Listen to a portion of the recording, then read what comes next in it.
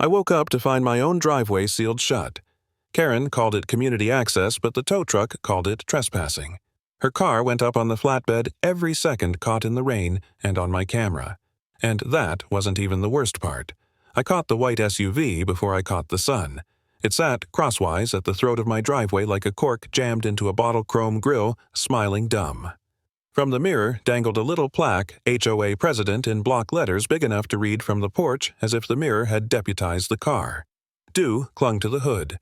A pair of doves waddled in the red dirt, then thought better of the neighborhood politics and lifted off. Last month, they'd found my mailbox paint a shade too country. A polite letter, then a second one, not as polite. I had shrugged, repainted, chalked it up to bored people with clipboards and time. I figured that was the end of our relationship. Turns out, it was just the first date. The chickens were awake and opinionated, knocking around in the coop behind me. Wet hay smelled sweet. I walked down the rut's boot soles, biting into red grit, and stopped where my Cane Ranch private drive sign stood, cedar, weathered to a comfortable gray. The SUV's front tire nosed close enough to cast a shadow across the bottom edge of my name. Inside, no driver. The windows reflected the cottonwood tree my roofline and the question I didn't want to ask, what exactly made someone believe my land was community property. I dialed the number on the HOA postcard I'd stuck to the fridge with a feed store magnet. A cheerful voice answered, the kind designed to calm dogs and irate voters. Prairie Oaks Homeowners Association. This is Trina. Good morning, Trina. I'd like to report a vehicle blocking my private driveway. White SUV. There's an HOA president placard on the mirror, a tap-tap of a keyboard across town. Sir, is your address within Prairie Oaks? It's my address, I said. And it isn't within anything. I've had this place a long time. More tapping. Ah. The map I'm viewing shows a designated right-of-way overlay for community safety access adjacent to your parcel. Adjacent, I repeated, watching the SUV, sitting not adjacent to anything. Where I'm looking, the only right-of-way is mine. She softened her voice further the way you do with a stubborn horse. This should be temporary. We appreciate your flexibility. I'm retired Navy, I said. Flexibility is for steel rope and people who don't own deeds. A pause. I can open a ticket. Open too, I said, and hung up. A door opened up the lane. Heels clicked. Karen Holloway stepped into my morning in a tan blazer and a smile ironed flat. She patted the SUV's hood the way people pat a dog that doesn't belong to them. Morning, Mr. Kane, she said. Hope the noise didn't disturb you. Nothing wakes me but coyotes and decency. This isn't either. It's for community safety, she said in the soft, explaining to children tone. We've had congestion near the main entrance, so this is a temporary staging area while we coordinate drop-offs for the park cleanup. I looked at the empty road. I'll coordinate this. Move the car. Her smile held. She pointed at the little placard on the mirror. I'm authorized. I'm the one authorized, I said. By a deed older than your subdivision and a fence my hands hammered. See that I pointed to the cedar sign. Private drive. The word private is doing most of the work there. We did vote on this, she offered, as if generosity were the problem. At last month's meeting, everyone agreed. You and everyone can vote to park in your own driveways. She pursed her lips as if tasting a lemon in a pie she'd baked. You've always been independent. I prefer accurate. She glanced across my pasture barbed wire taut grasses silvering with dew and then back at me measuring something. Without looking down, she slipped a thumb over the remote. The SUV chirped a neat, satisfied beep. She slid the keys into her jacket pocket as if that settled the law and the Lord. Thank you for being neighborly, she said, already turning. We'll be done by noon. Neighborly, I said, though she was halfway back up the lane. Neighborly is pie. Neighborly is borrowing a post-pounder and returning it same day. Her heels clicked a verdict. Dust curled behind her like punctuation. I stood there a long minute, the morning going warm and bright as if nothing were out of place. A blue jay hopped along the fence wire, laughing at me personally. I studied the SUV. I studied the angle of its tires, the perfect straightness of the steering wheel. I studied the tiny gap between bumper and sign. I had replanted that cedar 3 times since I quit the city job, sinking the post deeper each time. It had outlasted Hale teenagers with baseball bats and a windstorm that folded my old barn door in half. It would outlast this. So would I. But it would not outlast it quietly. I walked back for coffee and a paper notebook. I don't like writing on phones. A notebook lets you hear your own handwriting. I wrote time, date, vehicle make, plate number, and the kind of words that look gentle on paper and sound sharper out loud. I drew an arrow toward placard. I wasn't sure who I was writing for yet, me a lawyer, a future self who would forget how this started, but the line steadied my hand. On the porch, the heat shimmered off the dirt in low waves. I looked toward Prairie Oak's roofs lined up like jury boxes and thought about that vote I hadn't been invited to. I'd spent 30 years measuring other people's compliance to code and decided at 52 that I'd had all the memos I could stand. I came out here to let my own rules be boring and reliable, mend the fence when it's cut, feed the chickens before the dog, pay the property tax, early sleep with the window cracked if the wind is right. Simple governance. No placards required. A pickup rolled by slowly on the county road. The driver glanced in, saw the SUV, then me, then looked away. That was new, the way strangers start arranging their face into neutrality when they think a story will cost them time. I poured another cup of coffee and tried to drink it politely. The cup rattled as I set it down. I called the number again. A new voice, Bryce this time. I gave the particulars like a man reading coordinates into a radio. Yeah, so from our side, he said the president's placard indicates she's on official HOA business. You understand? I do, I said, and I'm on official Kane business. You understand? He tried the soft-voiced patience. If we moved the SUV now, it would disrupt the plan. I looked at the open, empty road. Then, the plan is fragile. Sir, we appreciate your cooperation, he said, and I could hear the script stapled to his desk. I hung up without the satisfaction of a slam. Cell phones weren't built for punctuation either. The sun had climbed enough to bring out the smell of warm cedar. I walked down again until I could touch the post. The wood felt dry and stubborn like an old friend who refuses to learn how to text. I set my palm on the carved letters of my name, not sentimental, just reminding myself whose morning this was supposed to be. Across the lane, Karen reappeared with a pair of volunteers in matching t-shirts and clipboards already talking about sign-up sheets and orange cones. They didn't look at me. The doves were back unbothered. My coffee had cooled. My patience had too. It wasn't the car. It wasn't even the mirror joke. It was the quiet certainty that a vote taken in a room I didn't sit in could spill out into my yard and call itself safety. A small word wearing a big badge. I leaned in close to the sign so my voice wouldn't carry past the gate. The letters were shallow from years of sun and grit. I'd need to sand them soon. Burn the name deeper, make it read like a fact, even in a storm. Not on my land, I said, and meant the words to hold. The next afternoon felt like breathing through a damp rag. Cicadas buzzed loud enough to rattle my mailbox, which sagged under a flyer taped to its side. Russell Kane supports HOA parking expansion. My jaw locked. At the feed store that morning, I'd already heard two men say I'd volunteered my driveway. I'd laughed it off. Now the rumor was printed in blue ink. I grabbed my hammer and a tin of staples. At the gate, I nailed a plywood sign, private property, no parking. Each strike rang like punctuation. Across the road, two kids slowed their bikes, read and pedaled harder when I stared. I mounted a motion camera above the post. Its red light blinked steady, ready to record. I opened my notebook, logged the date and time, and underlined flyer lies. Not long after, a pickup idled by. Two neighbors I knew leaned out, smiles uneasy.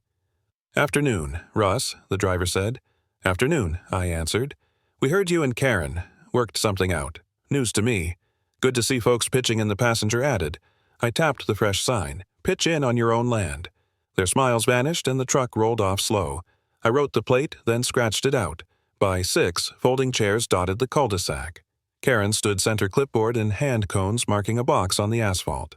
I crossed the road. If they were staging theater, I wanted front row. "Thanks for coming," she said. Bright smile fixed. "We're addressing overflow parking." A paper cup of iced tea appeared in my hand. It tasted like melted ice. Karen lifted a laminated site map. The sun bounced off it, blinding. She tapped a shaded square that swallowed my driveway. "This transition buffer zone keeps the main entrance clear. We appreciate Mr. Kane's civic spirit." Who shaded that I asked. "Planning. City planning. Community planning." "The county deed disagrees," I said.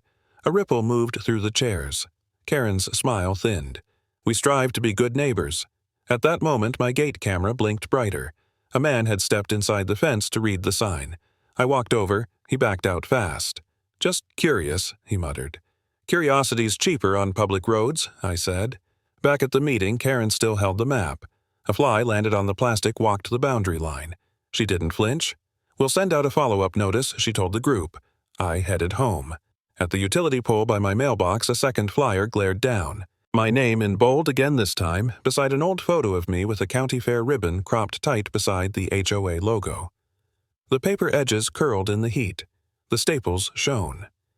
My camera's red light blinked steady, catching it all. I opened my notebook, wrote the time, and added, "If they can print lies, I can print truth." The call came just after breakfast. Earl's voice carrying that mix of humor and warning only a sheriff uncle could manage. "Russ, you tied up in some HOA parking scheme." I let out a breath. "You've been reading the flyers too, reading them, fielding calls about them. Folks get jumpy when they hear words like overflow and community access." His tone was calm, but I could picture the crease between his brows. Earl never wasted a question. If he was calling, it was because something smelled like paperwork. By the time I parked outside the sheriff's office, the cicadas were still buzzing, but the sun had taken the edge off. The building was squat and square brick faded to a dusty orange. Inside smelled of burnt coffee and floor wax. Maps of Denton County curled at the corners, decades of pushpin scars marking floods and fires and fender benders. Earl sat behind his desk badge, catching a tired light.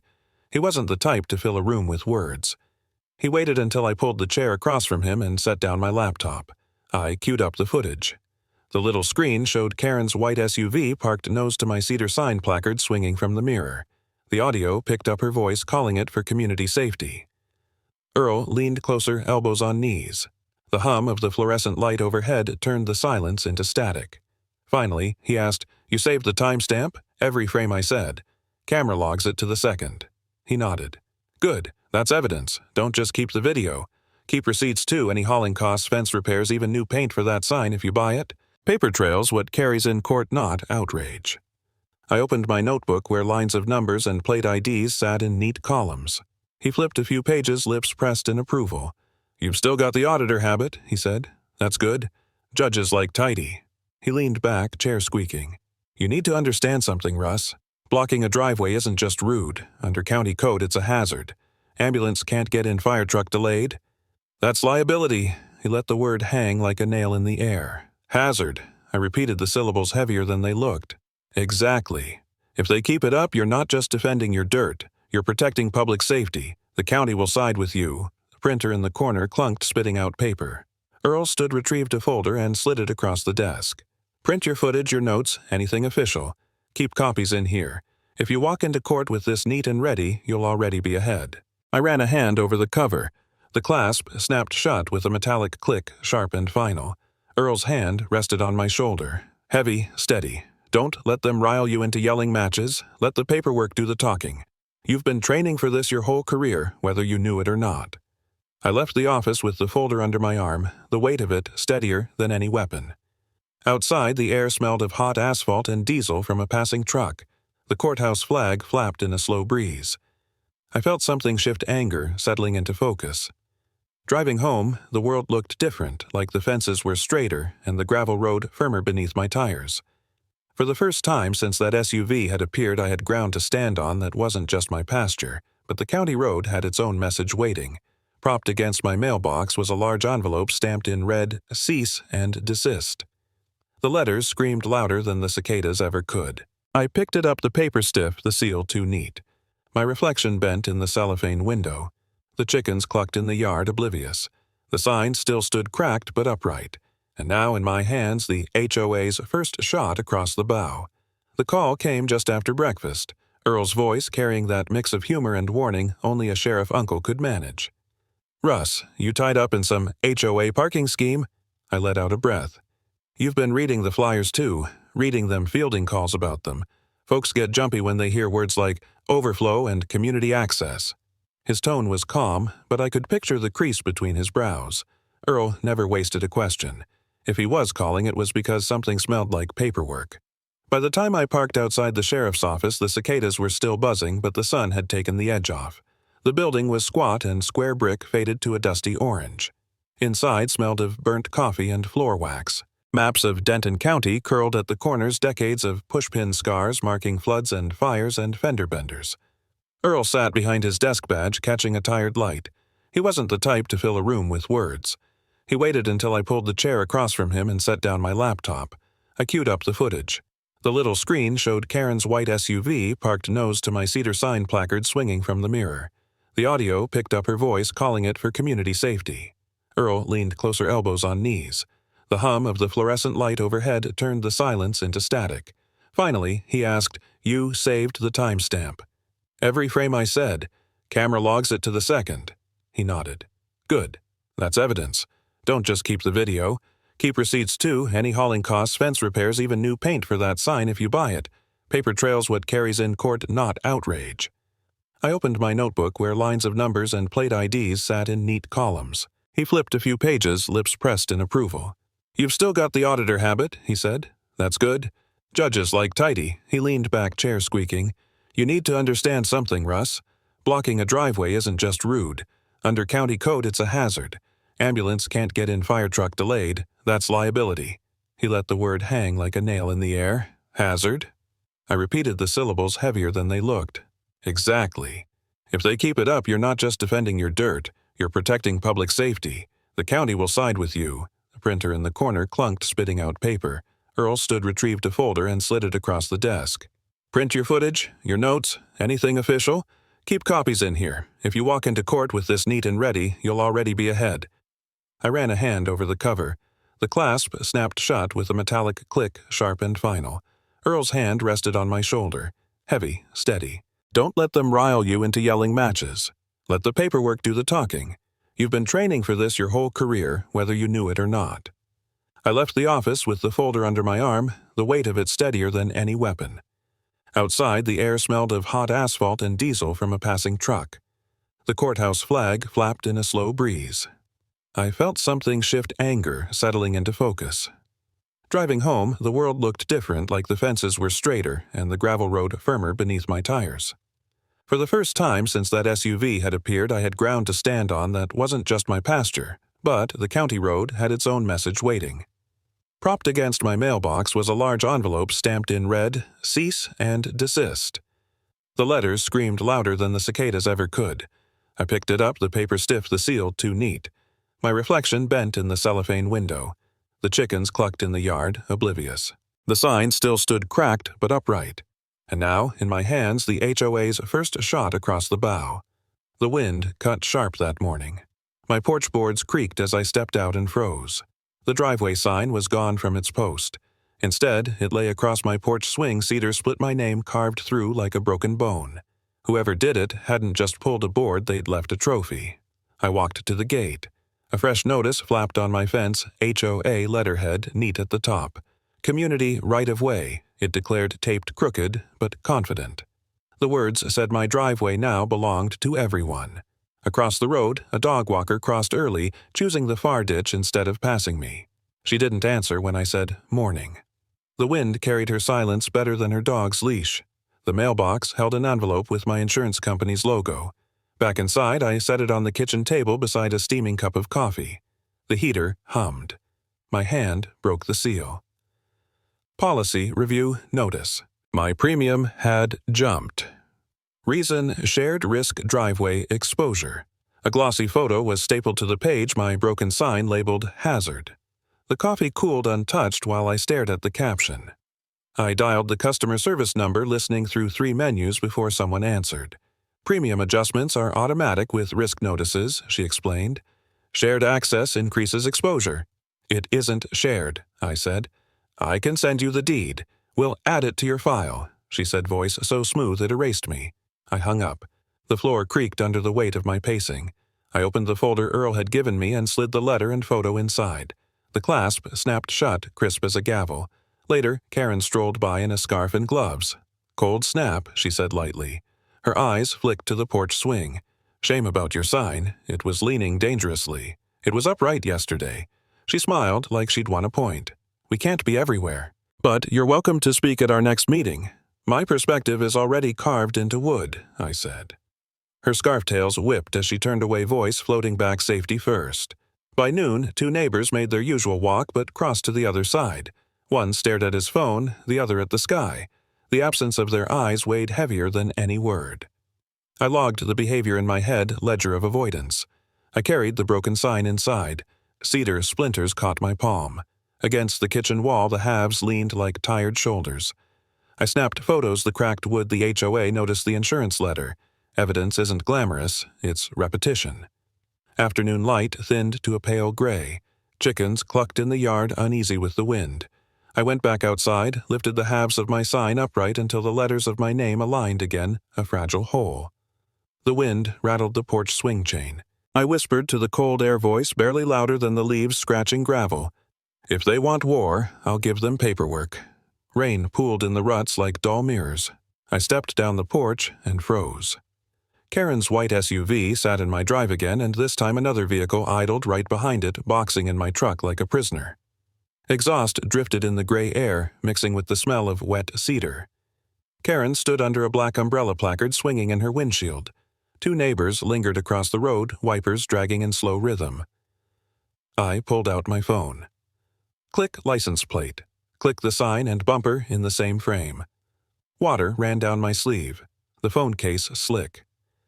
I kept shooting until I had enough angles to explain the geometry of theft to a judge. Karen tilted her umbrella. Temporary, she said. Community staging. Safety first. You keep using that word, I told her. It doesn't mean what you think. The second driver honked once, a dull, impatient note. My truck sat silent, locked in place. Inside the house, unopened on the counter, my 401k statement waited like bad news. The math of retirement funds was grim. The math of lawyers worse, but the math of doing nothing had just gone negative. I called a towing service. 2 vehicles blocking a private drive, I said. Address the dispatcher asked. I gave it. Inside, Prairie Oaks next to it. Not of it. Pause. We'll send a truck. You'll need to be present. I was.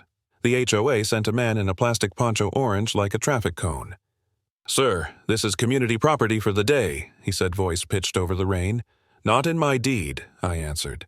If you tow, we'll file harassment charges. Spell it right, I told him. The neighbors in the pickup filmed faces blank. Good. Let them. I stepped under the porch and dialed Earl. Talk to me, he said. 2 cars parked like bookends. Got photos plenty. Then you've got cause. Blocking a driveway is obstruction. Stay calm. Camera high. Voice low. When the tow truck rolled up, orange lights flashing in the drizzle, Karen stepped closer. Umbrella tapping its hood. We'll contest the charges, she warned. Contest with crayons, I said.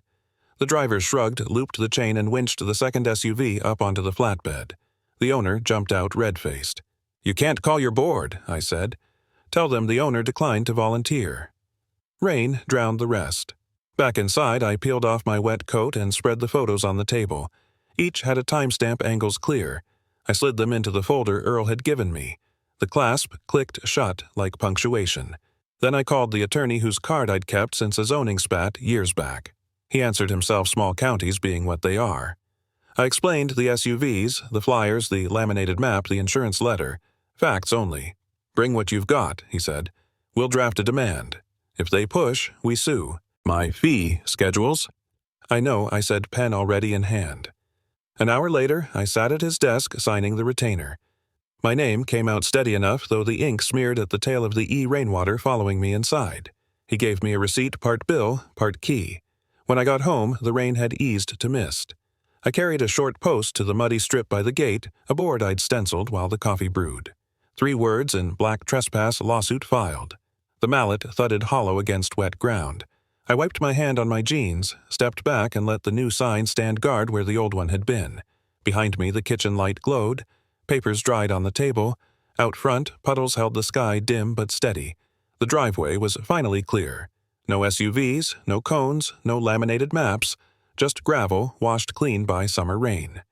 Still, the quiet felt brittle like glass after a storm. News drifted fast. Karen had resigned, her house listed with a realtor's sign crooked in the yard. The HOA's website blinked under reconstruction. My land stood free, but neighbors still measured their steps around me, unsure if I was a symbol or a problem. One afternoon, I met Earl at the diner off Highway 380. Grease lingered in the air, coffee lukewarm in chipped mugs. He slid an envelope across the table. From the new board, he said. Inside was a typed apology, signatures at the bottom, the tone stiff but clear. They admitted fault. Earl pushed a second package forward. Wrapped in brown paper, taped clumsy. I tore it open. My cedar driveway sign repaired splinters, glued edges, sanded letters, burned deeper. Kane Ranch. Private drive. Thought you'd want this back, Earl said. The burger in front of me had cooled to rubber. I stared at the sign like it was both weapon and shield. You fixed it. Board covered the cost, he said. Figured it was cheaper than another lawsuit. We loaded the sign into his truck bed. At the ranch, a few neighbors showed up, unannounced faces I'd known for years but hadn't seen since the flyers. They carried nothing but awkward smiles. One cleared his throat. We're sorry. We believed the wrong story. I didn't shake hands right away, but when we hauled the sign to the gate, I handed them the mallet. The thud of wood into earth echoed firm and final. Together, we set the post upright letters facing the road. The repaired cedar caught the late sun and seemed stronger for its scar. The silence broke with small sounds, boots scuffing gravel, someone coughing a bird overhead. Then Earl clapped my shoulder. Balanced again, he said. That night I sat on the porch and listened. No flyers, no notices. Just wind through the fence line and the low creak of the swing where the sign had once been dumped like a corpse. My coffee stayed warm for once. Silence returned to the ranch, but it wasn't the gentle kind. It felt brittle like glass that had been struck and somehow hadn't shattered yet. The driveway stretched empty in front of me, no SUVs, no cones, no notices flapping in the wind. Just gravel damp from last night's drizzle. The HOA's website blinked under reconstruction. Folks whispered at the feed store that Karen's house was up for sale. Some said Houston, others said farther. I didn't care where. What mattered was the quiet and the uneasy way neighbors still paused before waving. Early 2023. I drove out to the diner off Highway 380. Grease-stained menus stuck to the table, coffee lukewarm in heavy cups. The vinyl booth squeaked when I sat down. Earl slid into the opposite seat, setting his hat beside him. He pushed an envelope across the table, a grease ring already staining the corner. From the new board, he said. I opened it. An official apology, signatures at the bottom, stiff language that still admitted fault, misrepresentation, trespass, community confusion. Words I'd waited too long to hear. Earl let me read it once before reaching into his truck keys and motioning me outside. From the bed of his pickup, he lifted something wrapped in brown paper. He peeled it back. My driveway sign, cedar, sanded smooth letters burned deeper. Kane Ranch. Private drive. The scar, where it had split, was now a darker seam, stronger for having been broken. I ran my fingers along the letters. They fixed it. Board covered the cost, Earl said. Figured it was cheaper than another round in court. We loaded the sign, and back at the ranch a neighbor I hadn't spoken to in months came walking up. His eyes stayed down until he reached out a hand. We're sorry, he said. We believed the wrong story. For a second I let the silence hold. Then I shook his hand. Help me set it back. We carried the post together to the gate. Earl steadied it while I swung the mallet. The thud of cedar into soil echoed sharp and clean. Another strike then, another until the sign stood where it belonged. The words faced the road, bold and unambiguous. We stepped back. The repaired wood caught the winter sun, the seam a line of resilience instead of defeat. The air smelled of damp earth and cedar sap. Earl clapped my shoulder, his palm heavy. Balanced again. A crow flapped overhead. The neighbor cleared his throat and walked off still quiet, but his nod carried weight. I leaned on the handle of the mallet, sweat cold at the back of my neck. The driveway stretched out like a statement finally corrected. I glanced at Earl, half a smile tugging. Think it'll stand this time? He just nodded, eyes steady on the cedar post. String lights swung in the warm evening air, strung from cedar post to barn roof, swaying with each breeze. The smell of hickory smoke curled down the driveway, pulling neighbors in like a magnet. The smoker hissed dripping fat onto hot coals while laughter lifted above the cicada's drone. A fiddle tried to keep a tune. It didn't, but no one minded. I leaned against the porch rail, watching the driveway fill with folding chairs, paper plates, and voices that had once been too careful to speak near me. Kids chased each other in the grass, fireflies blinking in and out like punctuation marks. Earl parked his truck close, set his hat on a post, and poured himself sweet tea. Near the gate, the repaired driveway sign glowed beneath the string lights, cedar dark letters burned bold. Kane Ranch. Private drive. Tonight, it wasn't just wood. It was a line drawn, fought for, and kept. A neighbor lifted a bottle, foam spilling onto his hand. To the driveway sign that stood its ground, he called.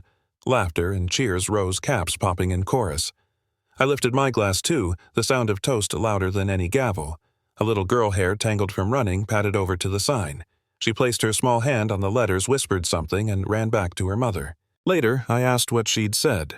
The mother smiled, embarrassed. She called it our brave marker.